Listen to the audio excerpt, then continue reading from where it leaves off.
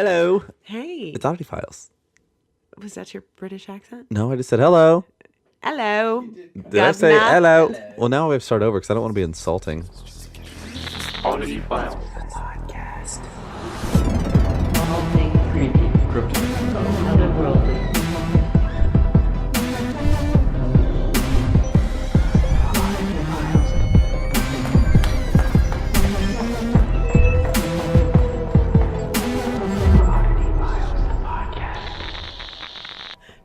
Jimmy, leave that in. I'm leaving it. Oh my gosh. But when she says, cut that out, you don't say, I'm leaving that in. Because I always end up with no, leave it in. Even if I don't say it, I leave it in anyways. Yeah, true. Hola. He's the one that posted the picture. Wrong place. Of me drunk singing Oh Mickey in the stories on the had Instagram. to. I know. The But world I had saw to the see. text where you gave him permission. Shh, that's a secret. I'm gonna cut that. Jimmy, cut that out. I quit. Because he played it. Anyway. It's Oddity Files, The podcast. the podcast. I'm going to do it with vigor because these boys don't have it. You're listening to Oddity Files, the podcast. Oh, look at the good we do. You know, I really hope people say it along with us now. I hope so You know, like too. new listeners, like, the podcast. We're a creepy paranormal podcast where we make fun of shit and Alexa's turning the lights off and Oh, life and is now good. she's listening to every word you say. And Oh, great. Thanks, Alexa. But yeah, we talk about ghost stories, haunted objects, big feet, big butts, octopus, and everything in Curses. between. Legends, lores, anything that's just kind of makes us go, Yeah, that's what we do. And it's fun. And sometimes we have drinks. Sometimes we record at 9 a.m. Sometimes we Yeah. record at 9 p.m. yeah. Well, And right now- it's 11:16 11:16. on I don't even know what day it is. So, But here we are. yes. And, But what's exciting, oh, we have recorded, obviously, at our home base in Indiana. yes. We have recorded on a boat in the middle I'm on a boat. I of don't the know that ocean. song. And right now, should you tell them? Go for it. We're in London. G'day, governor. That was awful. But which is cool because even the show, our show, which is on Amazon Prime, Oddity Files, Yay. we have a decent following from the UK, which is really exciting. It is. It is very exciting. And I love London is probably, it's at least in my top 3 cities. If I could live anywhere, it would be here. I know DJ Jimmy and I keep on trying to find an excuse to move there for a little bit. So expensive. So expensive. Right. Outside in zone 6. Yeah. Maybe, a nice little haunted farmhouse in the country. You can find that if it's haunted, you might be able to get it dirt cheap. So just saying. Let's work on that. We'll start our own little cult. The Oddity Files cult on a farmhouse Right. with lots of Oh land. gosh, that's what we need. God. That's how we could get some followers. We just force them. Wait, it's a cult? Oh. Rate, subscribe, review. Maybe it is. Hello, cult members. How are you today? Right. But don't come over because just don't come over. We'll have cult conference calls. Well, she's currently exercising her demons. Leave that in there. Damn it. I was about to say cut that out. No, literally 4 demons just came out. It's like a month and a half of this fucking cold. I'm over it. I'm sick and tired of being fucking sick and tired. And, anybody who's been listening to new stuff for like the last 2 months is like, God, she's nasally as fuck. I'm really not. This will eventually go away. Sorry, I just got on a tangent Wow. there. Jeez, I feel like it's like a deleted scene from Mean Girls. Well, I totally would have fit in with them. Not really. So, back to matters at hand. London is, I've come to the conclusion, everything is fucking haunted there. Well, it's so Because old. all the Even if it's buildings- not intelligently haunted, it has Gotta to be be residual. residually haunted. Yeah. It's just so old. And stunning. I mean, that's like where I like to go to the East Coast.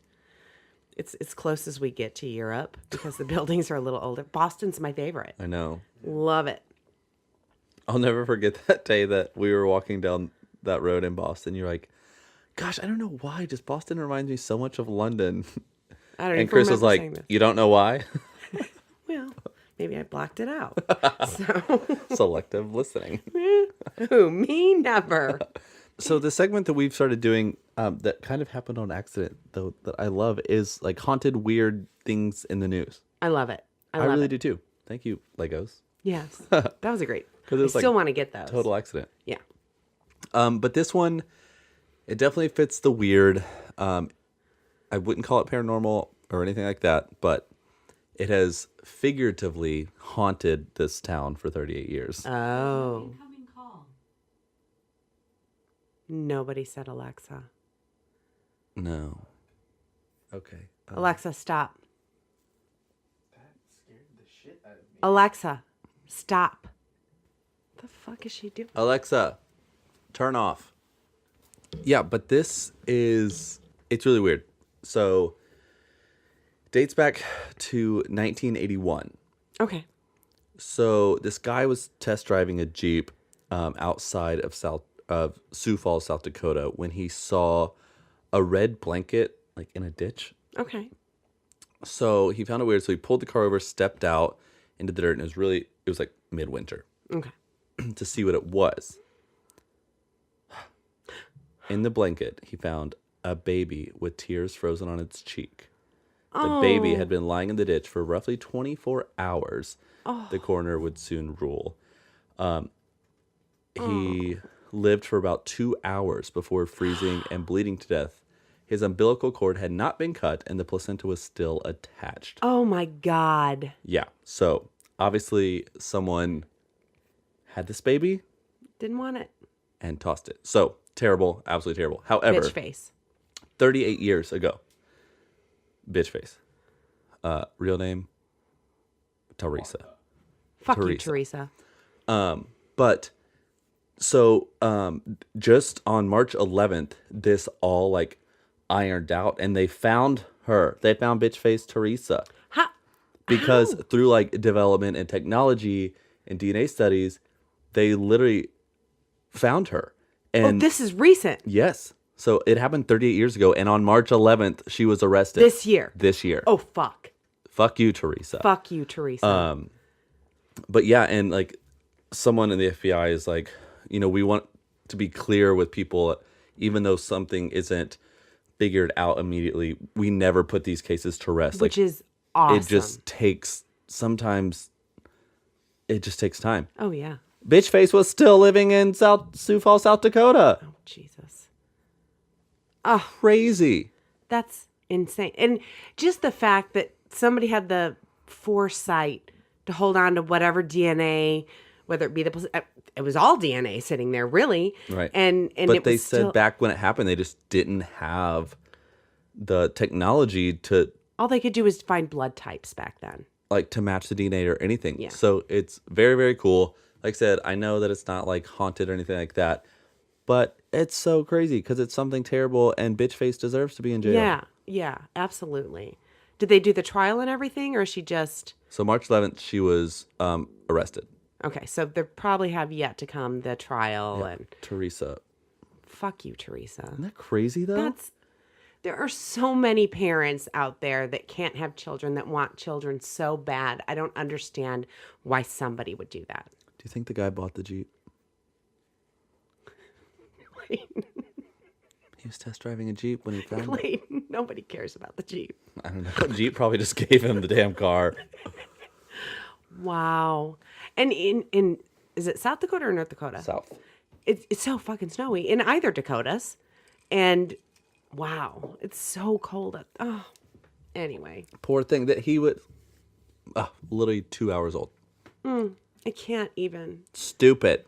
But if you look up what she looks like, Jimmy, put her mugshot on the Instagram story. She looks like Bitchface Teresa. Okay. Wow. No, and it's anybody who is unexpectedly pregnant. I know so many people that have adopted children in their lives, and they're so happy now and Just don't do stupid shit like that, people. I hate you. You're the worst. You are the weakest link. Teresa's the weakest link this week, guys. Teresa Bentas. And I thought it was going to be me this week because words are hard. And I haven't even read my story yet. But Teresa, you're the fucking weakest ready link. to see your picture? Can't No. Oh, wait. Wow, what is the resolution on that? Nothing? Oh, damn. Those 38 years did not do her well. No. There might have been some meth going on in that life. And I don't even care how much trash we talk about Miss Teresa Bentas. Fuck her. You can listen to Oddity Files, the podcast, in jail. Bitch. Anyways, this week we're in London. We are. That's so sad. We're usually not so hateful, but No. I'm sure you're on board with us on this one. I totally am. Plus, I love the true crime, and I love when they catch the bad guy. It's my favorite part. You know, she thought she was In the clear. well in the clear. Yeah. Anywho, I know we do have a lot of listeners that are true crime buffs as well, so I think they're okay with that. Yeah, we're in London. We are living the dream, drinking some cider, eating some steak and ale pie, shepherd's pie, all the meat pies. You know, maybe bumping into Harry Potter on the street, Hagrid. You know, because we are Harry Potter fans. But anyway, I've not been home much lately, so I don't know if my house has got weird paranormal shit going on. Same. You've not been home longer than I've not. Yeah. So. What, a week and a half? Yeah. Yeah. I'm just kidding. There's someone at my house protecting it entirely. Jimmy, cut that out. It's guarded by guards and large men. Mine is guarded by Ring and ADT, motherfucker. Stay the fuck away. I know. We actually do have 2 alarm systems. Do you? Because the house came with one, but I still have the one from my old house that I brought with me. Yeah. You can't be too careful. Again, true crime stories. Right. Just Try putting it, that out bitch. there. That's why I have 2 alarms. Try it, Teresa. Bitch face. So, We're hateful this week. we are. Maybe we should go to bed. I think it's the time change. Not the time change. The Jet lag. Jet lag. That's the word I'm looking for. Oh my gosh. So Kitsie and I had to go to Australia for work last year. And when we came back, anything that we could blame jet lag on, bet your ever-loving For ass. like 3 months. 3 months. Right. Like we'd forget to do something important. We're like, a jet lag, I'm sorry. Like we're 18 hours ahead. But we're this much closer to starting investigating it again. Yes. Yay. Weeks at this point. Go us. And we're looking for our next live podcast. So any of you guys need us to do a live podcast? Yeah, we'll come out. Yeah, oddityfilescrew@gmail.com. That was fun. That was fun. I am all about that. Let's do that again real soon. We have a couple of new merch things up. Some new shirt styles. Oh, there you go. So- you guys better get on that. You go to oddityfiles.com. You click on shop. And thank you, Clayton, for helping me fix the webpage because I did such a bad job on it before. It wasn't as bad as you said it was. Well, it really was. But yeah, check it out. We've got some fun stuff going on. My favorite still is the podcast logo shirt. It's I know. fun. I mean, not that I don't love all this new stuff. We should we're send getting Gemma on. one as like a thank you. We should. Totally. I'll figure out her address. Well, she'll In a think- less creepy way. Okay, speaking of true crime, chill the fuck out, Clayton.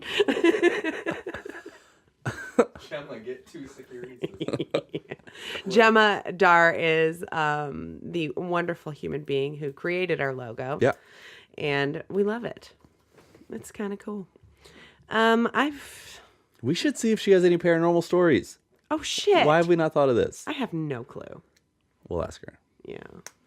But since we've been traveling a lot, we've been bumping into some of our celebrity friends, and we've got some awesome, awesome interviews coming up for Hopefully you guys. next week we'll put one on because we're recording it here soon. So Yeah. hopefully it'll make next week's cut. Yeah. But if it doesn't, don't hate us. Right. Chill. But just in case this is the first time you're listening to the show, hit that subscribe button so you know when those episodes go up and you're notified by those handy dandy little podcast apps. I love them. We're on Stitcher. We're on every single major podcast app. Thank you, DJ Jimmy, because I would have had no clue how to do that. I think I went first with U.S. history. Yeah. Okay, cool. I have, again, something I've known a little about, but Okay. I've wanted to know more about. Okay. And I went searching, and the easiest way for me to learn is to watch a video about something. I'm not enough. going to lie. You can read articles all day, but what's going to stick? It's a video. I found a fucking 5-part reality series about the Curse of the Bell Witch. Curse of Bell Witch. Why does that sound so familiar? It's the Bell Witch, which is what Blair Witch is based on I'm in with you. Tennessee. Yep. Yeah. 200 years ago, in what is now Adams, Tennessee, is where the story of the Bell Witch comes from. Over time, it's been the most notorious paranormal case in history. The curse is said to have cursed the bloodlines of the Bell family to this day. Allegedly, the story is each firstborn male. I mean, the series I watched said, oh, absolutely, each firstborn male of a generation is plagued by tragedy and death. Oh my gosh. Yeah. The series was fun. It was good. You know, you had some like green cameras, IR cameras going on, so I was happy. What, the firstborn male of a generation? Of each generation of the Bell family. Oh, just their family. Yes. I'm like, Oh, I haven't been I didn't say plagued. that? My bad. You probably did. I don't think so. I was like, every generation? Yeah. No, just the Bells. Sorry. So the first to die from the curse was John Bell. In 1817, Bell contracted a mysterious affliction that worsened over the next 3 years, ultimately leading to his slow and agonizing death. There's still no explanation for his death to this day. The curse is still said to be killing the males of... I already said that. For fuck's sake, words are hard. Okay, so let's take it way back. In the early 1800s, John Bell moved his family from North Carolina to the Red River Bottom land, which is now called Adams, Tennessee. He kept acquiring land, and his property was in the upwards of 300 acres. Whoa. Once settled in Tennessee, John and his wife had 3 more children. So I think they had 5 children total. Not like that crazy double bitch. Built in 1817, the experiences began. The family would hear tapping on the walls and the floors from 10:30 p.m. to 4 a.m. every night. It's this log cabin. It's actually... What are you laughing at? Not like that crazy devil bitch. I think you're talking about Mother Leeds Yes, from last week. with Okay. the Jersey Yeah, Devil. okay, sorry. Another unfit mother. Anyway. Sorry, Kitsie's in a mood today. I am. I'm super sassy, people. Where was I? So, yeah, every night from 10:30 p.m. to 4 a.m., they'd hear tapping on the walls. And actually, the cabin that they lived in at the time is still in Tennessee. They just moved it from it where it originally was. It's like a little museum now, which is really cool. It'd get worse, and they started hearing... Eventually, they'd start hearing whispering. That went on for a while. And then the children started to feel physical touches in their beds. Oh. And it wasn't creepy dad. Until Oh my God, it wasn't. it's all about the bad Stop it. parenting today. Until one night, one of the daughters, Betsy, would start waking up with huge welts on her face as if she was slapped, scratches on her body, and even stuck with pins. What are you doing? I'm trying not to laugh. Because I'm like, That's this what the episode's- show is about. This episode's could literally just be called Bad Moms. Okay, so she'd even be stuck with pins on several occasions. This continues, the tapping, the whispers, the physical assaults, and one night, the whispers became understandable voices. You still look like you're about to start cracking up. Oh no, now I'm just nervous. You should be. The family started hearing what the entity was trying to tell them, and the entity said its name was Kate. The Bells called in family friend James Johnson. He stayed the night at the cabin while the family was gone and claims he was awakened that night by the same phenomena. We discussed this earlier. Phenomena or phenomenon? I think it's phenomenon. I think phenomena Is plural. Yes. Oh, see, I never knew that. All the fun. I thought it was just where you lived and how you said it. So that morning, he tells John Bell that it was a spirit, just like spirits like in the Bible, because apparently that wasn't a thing back then. Soon word spread of the haunting, and people would come from far and wide to witness the Bell witch. The apparition began to speak out loud and was asked by the family, "Who are you and what do you want?" And the voice answered feebly, "I'm a spirit. I was once very happy, but have been disturbed." The spirit offered diverse explanations of why it happened, tying its origin to the disturbance of a Native American burial mound located on the property. And we're back to that. Every episode, I swear. John Johnson, he was a son of James. James was the guy who did the sleepover and decided it was a spirit, tested the witch, asking the entity what his Dutch step-grandmother in North Carolina would say to the slaves if she thought they did something wrong. The witch replied with his grandmother's accent and said, "Hut, hut, what has happened now?" Which is exactly what she would say. At one point, an Englishman stopped by to visit and offered to investigate. Look at all these paranormal investigators coming from all over the place to hunt ghosts. Yep. Look. He offered to investigate, and on remarking on his family overseas, the witch suddenly began to mimic his English parents. Later, he said to have wrote the Bell family that the entity had visited his family in England, and he apologized for his skepticism. So he comes up to the house like, "I don't believe in no ghosts." Right. And then Fair enough. Yeah. shit goes down. Several accounts say that during his military career, Andrew Jackson himself was intrigued by the story, and his men were frightened away after traveling to investigate. The hauntings continue for 3 more years. The big rumor, the big story out now is that the cause of the haunting curse is Kate Batts. She was a local at the time who was said to be a witch. Okay. Rumors around town were that Kate Batts was actually practicing black magic. And the story goes that Kate and John Bell had a property deal gone bad, and Kate would then later put a curse on the Bell family out of spite. What do I always say? Bitches, and in this case, witches, be crazy. I crack myself up. You were so excited when you typed that. I was. I'm like, they're so not going to laugh. It happens. But there's nothing in the county records of any land deal between the two. However, they were both at the same land auction, and maybe Kate was outbid by some land she wanted is kind of where it's at now. Because, I mean, a lot of research has gone into this. I know I personally get super shitty when somebody outbids me on an auction for something I really wanted. So it kind of sort of makes sense.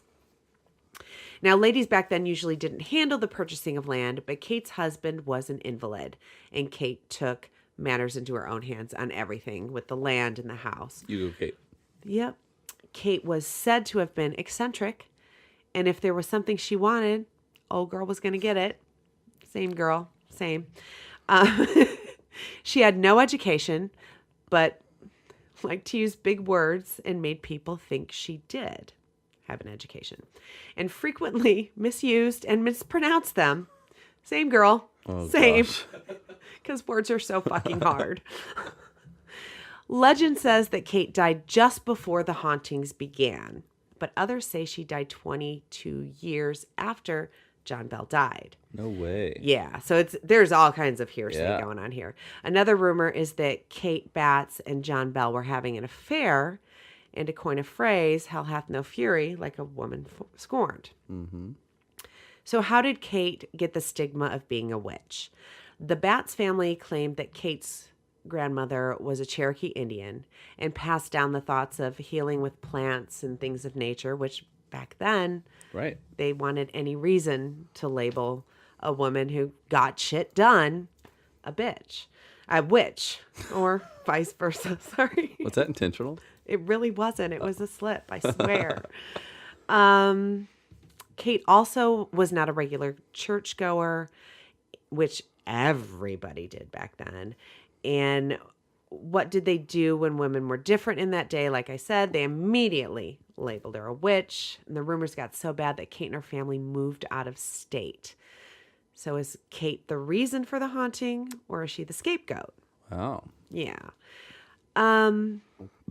So I'm leaning towards the curse has something to do with building the farm on ancient Native American burial ground. I agree. 110%. Because come on, this is Oddity Files, and we all know it's never a good idea to ever build on any burial ground ever. One theory about who the Bell Witch actually was is that she was a Native American whose grave had been disturbed. It's said that the land contained ancient Indian burials, and that legend had it that several had been disturbed in the early days of John Bell's settlement. That scared me. And those that give tours claim that there is actually Native American coffins still in the Bell Witch Cave, which was on John Bell's property. And there's even a story that John's son Drury had dug up a skeleton on the land before the haunting started. Whoa. It's almost like a precursor to Herb Baumeister. Just saying. So who is haunting the bells is still up in the air. It could be a witchy woman scorned, or it could be the ancient Native Americans that are not happy that their burial ground was disturbed. I'm going to personally go with the Native Americans. Now, I agree. It was a 5-part series I watched. It was a very scripted reality series. It was still a fun watch. But the whole reason this main guy was in it is his son is the next Bell in the next generation, which kind of made a neat story. So he wanted to find out what was going on and how to end it. And it almost seemed like their end take on everything was that it was Native Americans as well. So it still could be a witch because, you know, you've got witches in Native American lore, but poor Kate. Poor Kate. I know. I feel bad for her. I thought it was going to go somewhere south and she was just going to turn out to be like batshit, but... It sounded like she might have been a little bit. Well, but you know what I mean? Like, yeah. So, but it was, I've always wondered what Me actually too. it was. Because whenever we go to Nashville, we drive by the Bell Witch Cave. Yeah. Huh. That's cool. We should go there. We should. We should investigate there. I've always wanted to do like an outdoor cave, some sort of investigation. Yeah. Investigation. When I was scrolling through stuff, Mammoth Cave, which I see signs for every time we head south, is haunted as well. No way. Yeah. So, being in London and speaking of burial grounds, Ooh. can I tell you a cool story? Yes, please. Jimmy's telling a story. Yay. I know. Well, it kind of just happened at a perfect time. So, you know, I studied in London. Oh, because my you're senior year of fancy. college. I mean, it was a great time. I really enjoyed it. It was probably like the best experience of my life. But the university that I went to, it's actually kind of close to where we are right now. We're in East London. I'm not going to give specific details because that's a little creepy. Yeah. But I studied at Queen Mary, University of London. It's in a part of town called Mile End. Okay. So the underground stop is called Mile End. And in the middle of this university is a cemetery. It's What? like an old burial ground. So they built And around it. Which smart. Yes. And I never experienced anything weird there, and I think it's because they respected Yeah. the fact Not that, like Americans. okay. Yeah. Yeah, right. But you can walk around the cemetery and you see that all the graves are like Jewish names. Oh. And they have this plaque there that's really cool. I guess way back when in like old time London, Jews were discriminated against in London. Yeah. And it was a law that if Jewish people had family members that had died, they couldn't be buried within the city limits of London. They had to take their family members and bury them at least a mile outside of the city. Oh, I had no idea. Yeah, it's crazy. So that's why that stop is called Mile End, because that's the mile that they could start burying their dead. And that's why that burial ground is there at the university. And it's really cool. It's very, very cool. It's a cool spot. It's kind of very eerie to have in the middle of a college campus. But yeah. Yeah. like I said, But I mean, cool. I walked past it because I had to walk past it every night to get back to like my apartment, my flat, if Your you will. flat, yes. And I never experienced anything creepy, but Because they were respected. Yeah. And they're still at rest. so you can build on a burial ground. Just around it. Yeah, Yeah. just around and it. gate it off so people don't Respect trample it. on it. Exactly. And I bet the college kids are way more respective over there than they are here. So myself living in a college town. Well, speaking of East London Oh, look at us. and London haunted things, that's arguably the most tragic thing that's ever happened in, I'm not going to say London, but in East London for sure. Okay. So Gaynor Issett said, the terrifying supernatural presence that has been plaguing her household has been going on for as long as she can remember. Oh, wow. The 58-year-old mother of three said the evil presence is, in fact, Jack the Ripper. The infamous murderer who killed 11 women in Whitechapel in 1888. I've never heard of Jack the Ripper actually haunting anything. Well, I know he was an Miss asshole. Issett thinks he's there. I like her. So she said the spirit, one of many who haunt her home, might I add, burns Bibles at night and has attacked her in her sleep. Okay. She described, I shouldn't have laughed. Let me recollect myself. Because it's just like, oh, so unfortunate. And if a ghost ever did this to me, I'd be like, okay, they're real.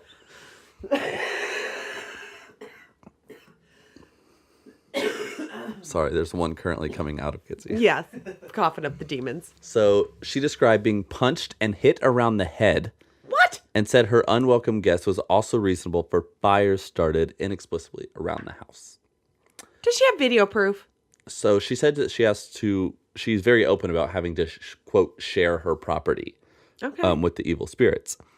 The house has had several exorcists and priests go and all tried and failed to get rid of all the ghost.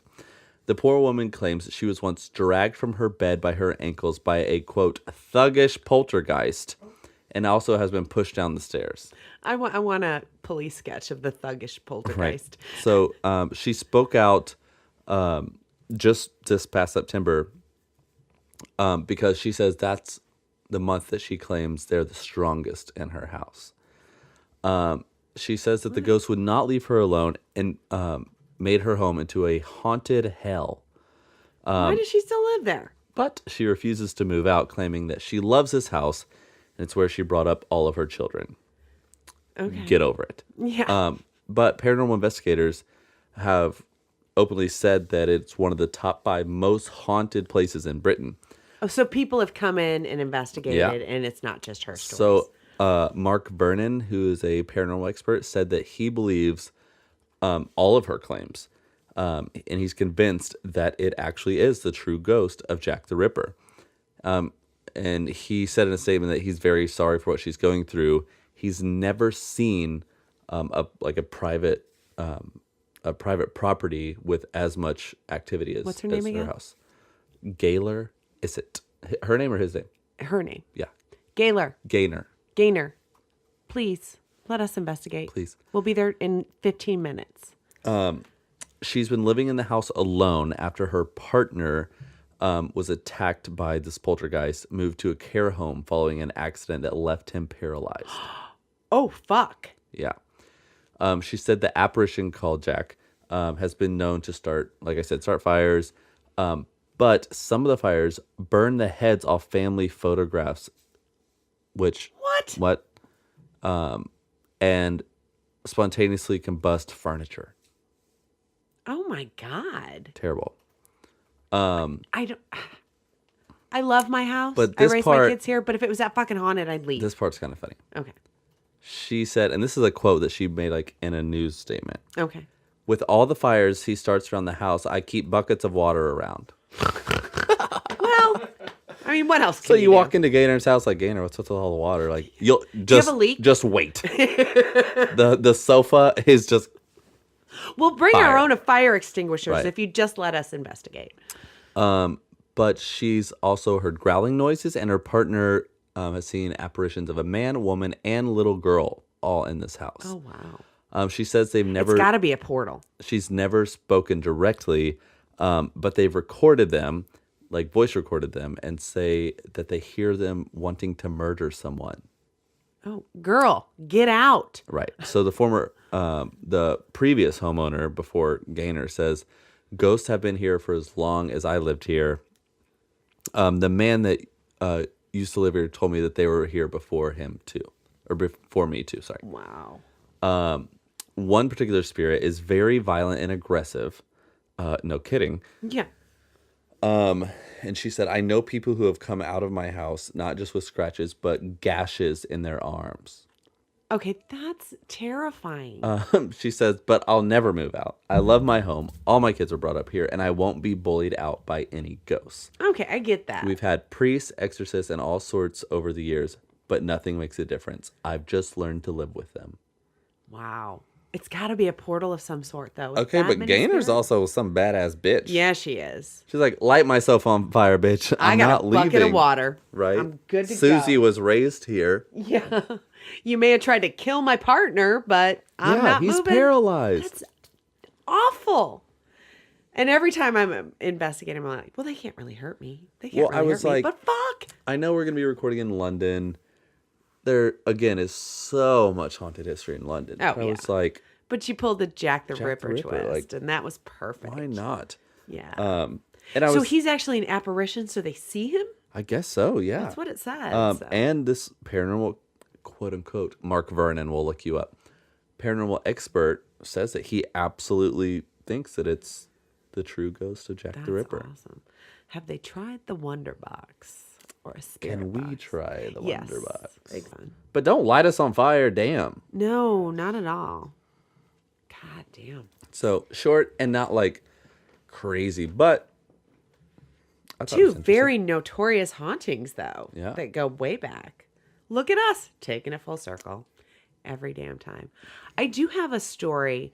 It's from our friend Jim, and we call him VIP Jim because VIP he Jim. was with us on the one live investigation we did with the public. And he's always sending me, here, check out this haunting and this haunting. This story is so great. It's lighthearted. Nobody's going to cry. Nobody's going to get goosebumps. But he starts it off with, hey, Kitsie, here's a story for you. In the early 90s, when the kids were young, we had a cat named Clyde.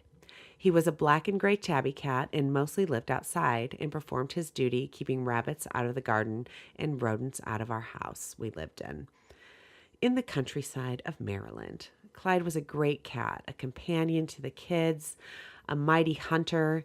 He was also a free-spirited tomcat who would run out for days and have his fun and then return home and eat and lay in the sun.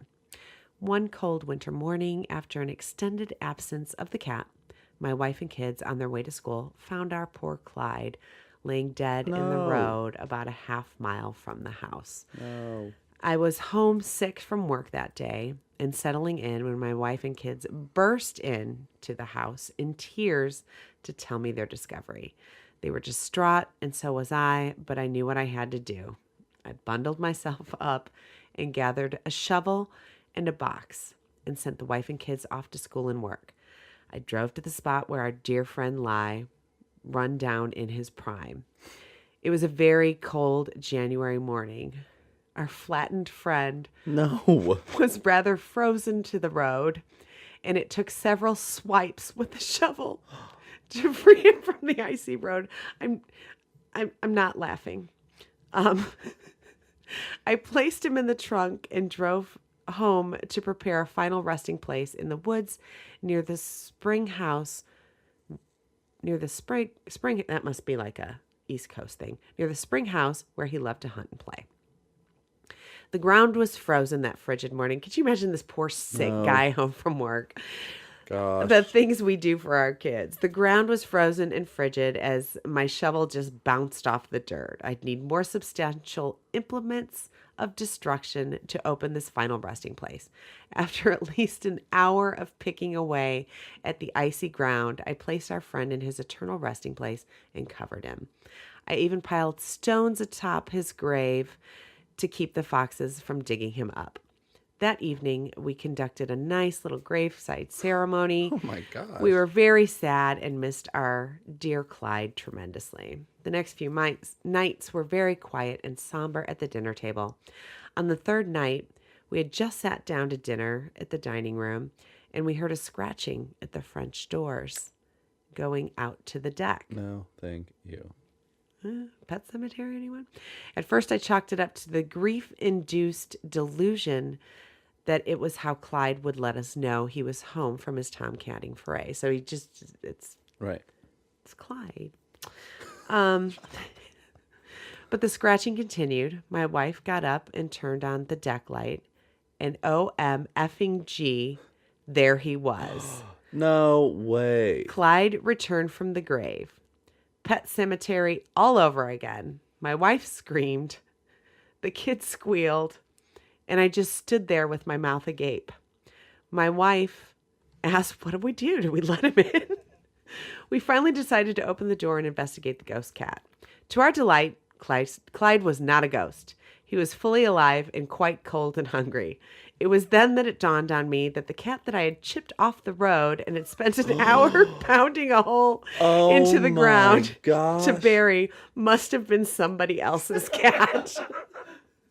Oh my gosh. I was really hoping for a ghost cat. Black and gray tabbies apparently all look the same when they've been flattened out and frozen.